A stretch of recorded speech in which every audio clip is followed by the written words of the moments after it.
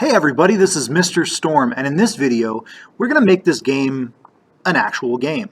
We are going to handle all of the rest of the programming needed in order to make this game work the way it's supposed to. Okay, so for right now, just so that you can remember what we've been doing, we have a game that is a simple maze game, and we have a movement script where we can move our ball around inside of this level here. Now, what I want to do is I actually want to make it so that whenever the ball hits this area, it moves me to the next scene in my game. But before I do that, I actually want to make it so that if I hit these walls here, it resets the scene I'm in. It's kind of like losing and then you have to start the level over. That's what we're going to do here first. So let's open up our scripts. I already have it open here. So as a reminder, we have our variables up here inside our class. Then we have a couple of methods. We have a start method and we have an update method. We have our libraries up here. Now the next thing we want to do is we want to create some scene management. We want to actually be able to manage our scenes in Unity. Now, unfortunately, Unity doesn't already give us that capability with its Unity engine library. We need to call a specific library to do that. So we need to type using Unity engine, there we go, dot scene management. Okay, and it's going to be grayed out like that because we haven't actually used it yet.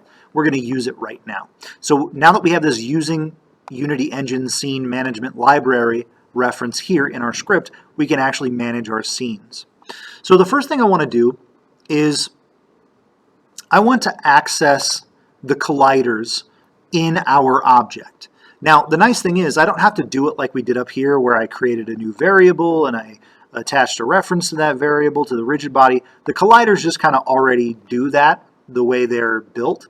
So all I need to do is create a new method called on collision enter 2D. So if I hit that, all right. So this method looks kind of crazy, but let's go through it piece by piece. Private, meaning it's a private method. It can only be accessed by this class here. Void, meaning it doesn't return any variables, which is fine, that's okay. Then we have on collision enter 2D. This method, what it does is it takes in some arguments. It takes in the object it's colliding with. So if my collider meets with another collider, it's going to take in the reference of that other object. So if my ball bumps into the edge of the screen, or the edge of the level, it's going to take in all the information about that object it bumped into. So it's going to take in all the information about the level itself.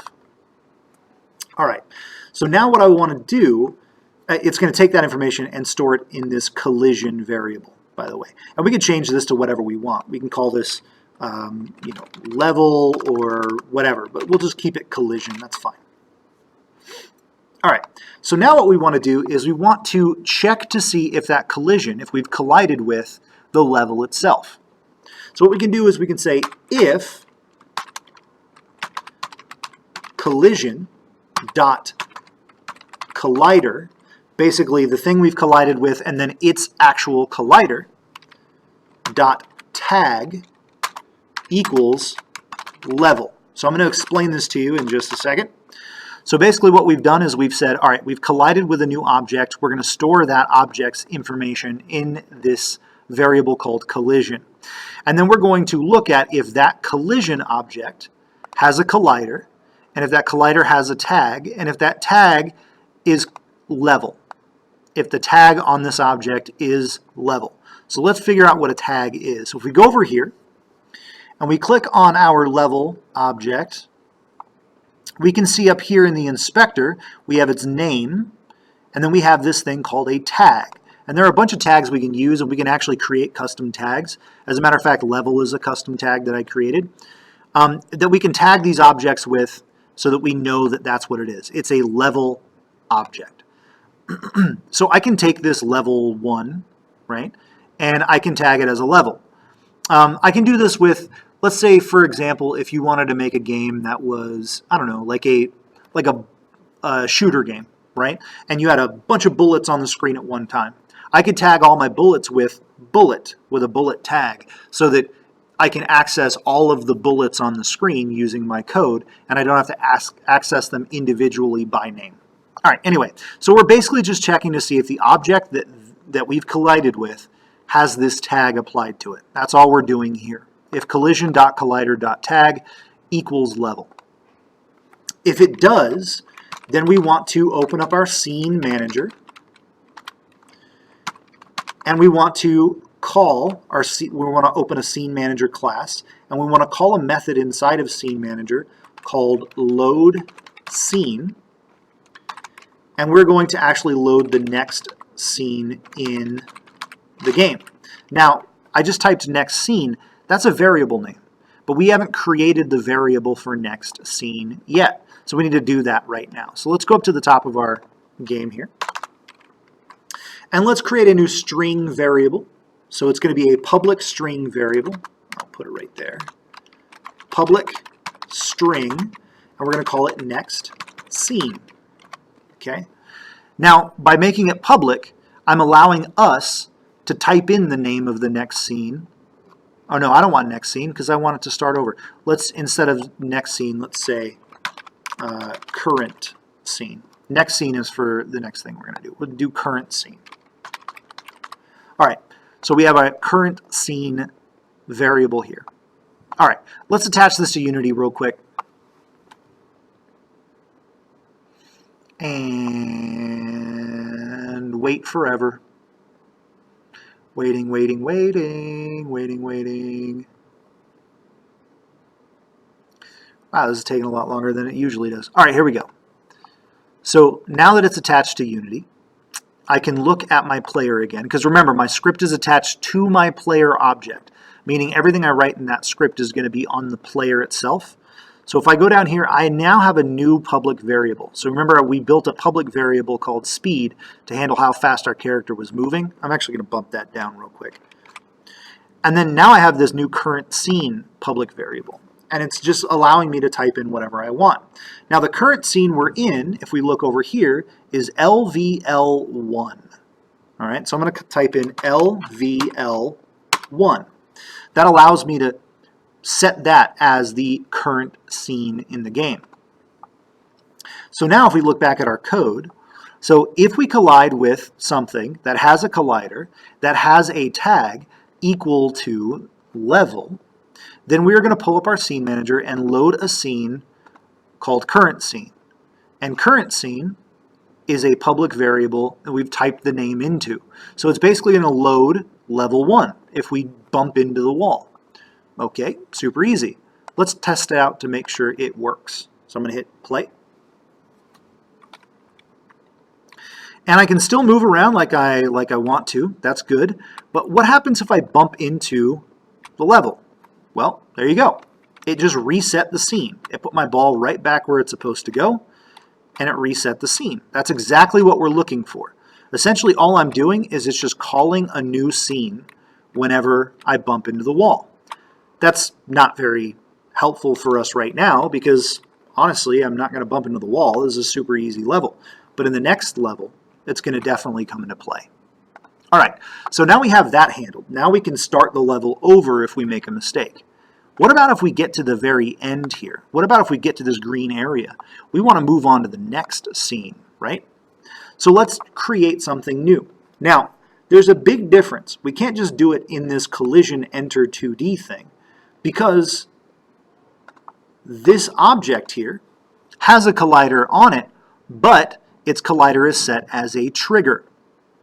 Now the difference between a collider and a trigger is that a collider won't allow objects to pass through it. We want to be able to pass into this green area. But what we want to do is we want to still trigger some code if we pass into it. We want to allow it to pass in, but also run some code. So it's set as a trigger and not really as a collider. So we need to create a new method for that to handle trigger stuff. So I'm going to create a private void on trigger enter 2D, which is pretty easy. And it's basically going to be the same thing as from before. We have private void onTrigger enter 2D, collider 2D, collision. Okay, cool. Now what we need to do is we need to figure out if what we've collided with is named the thing we were looking for. So if collision dot name, now we don't have to access the collider on this one because we're looking at a trigger. So if collision dot name equals goal, because if we come back over here to Unity, we can see that this object's name is goal. So if we collide with the goal, then we want to bring up scene manager dot load scene next scene, right? And again, it's going to get mad at me. Oh, I spelled manager wrong. It's mad at me for that. But it's going to get mad at me because I don't have a next scene variable. So let's create one. So public string next scene. All right, now it should work. Let's go ahead and attach that to Unity. Now, if I actually ran the game right now, if I ran the game right now and I run into this green area, it's not actually going to go to the next scene. And the reason why is because I forgot to type it in down here. Make sure you don't forget that. Make sure you always remember that, oh, hey, we have to type in, we created a public variable, now we need to tie that public variable to the right thing in Unity. So if I look at my scenes, I have level 1 and level 2.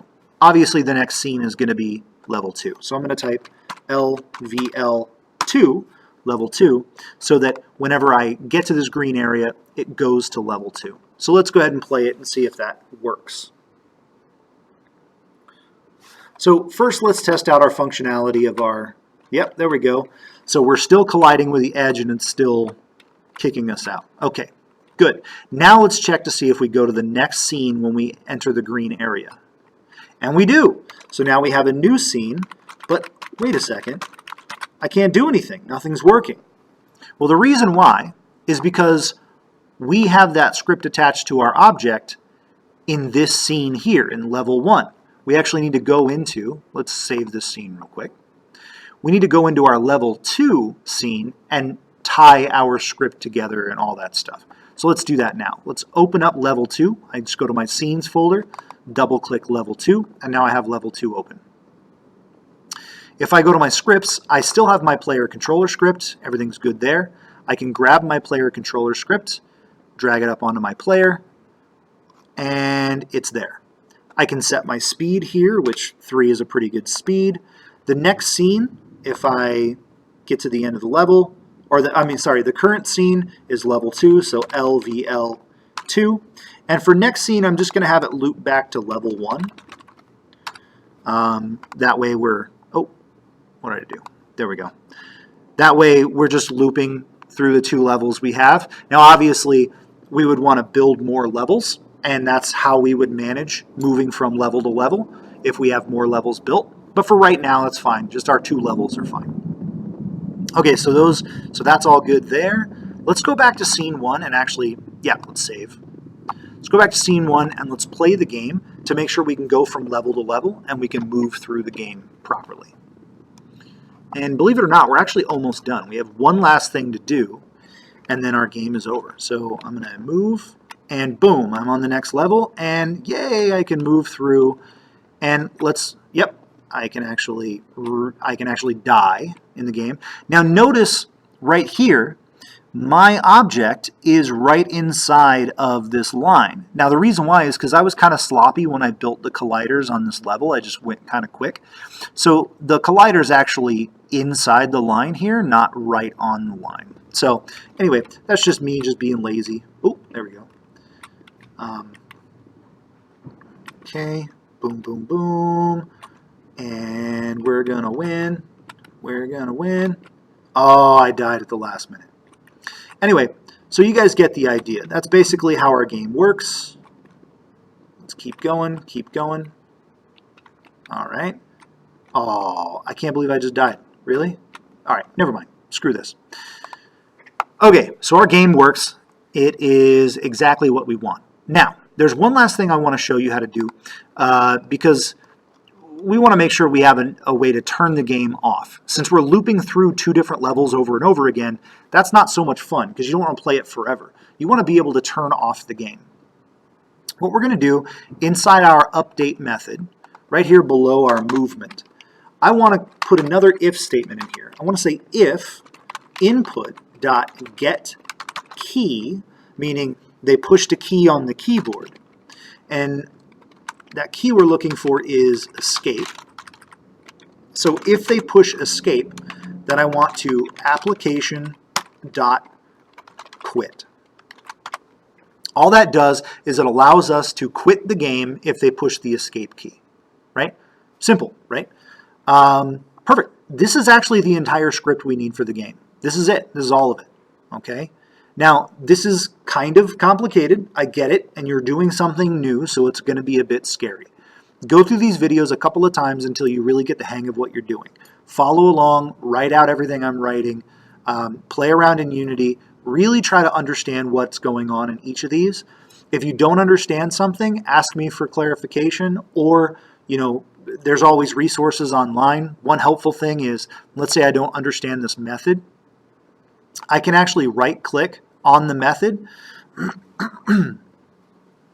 and I can go to, oh, no, hold on. Right-click on the method, and where is it? No. There we go. I can peek at the definition of that. Nope, that's not what I want to do. Where is it? It's in here somewhere. Annotation? Nope. Outlining? Nope. Anyway, I think it's control. Maybe it's control click or alt click. Shift click? No. Alt click. Anyway, there's a way for us to open up a reference to this in Unity online. So like, let me open up. Just very quick. I don't want to spend a bunch of time on this, but I will very quickly show you what I'm looking for.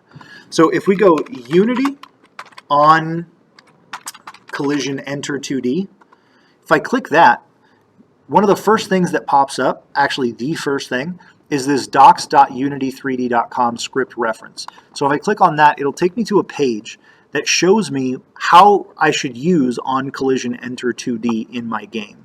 It gives me some examples, and it allows me to kind of see how this is used normally. This is a good reference if you get lost and you're not quite sure the syntax of how things are supposed to go. You can come in here and see examples. I use these things all the time. Anywho, that's it for me. Have fun with this. Add some things to it if you want. Come up with some cool, crazy ideas.